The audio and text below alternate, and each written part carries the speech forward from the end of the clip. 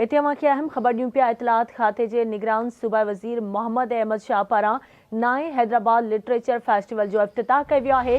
Syed Ahmad Shah literature festival में लगायल किताबनि समेत मुख़्तलिफ़ स्टॉलन जो दौरो भी कयो। हैदराबाद में लिटरेचर एक्टिविटीज़ शुरू थी वयूं आहिनि। सैयद मोहम्मद अहमद शाह जो ये चवणु आहे हैदराबाद लिटरेचर फेस्टिवल 8 सालनि खां थी रहियो आहे।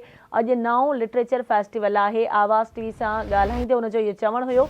अहम ख़बर सां शेयर कयूं पिया हैदराबाद मां, जिते इतलात खाते जे निगरान सूबाई वज़ीर मोहम्मद अहमद शाह पारां नाए हैदराबाद लिटरेचर फेस्टिवल जो इफ्तिताह कयो वियो आहे।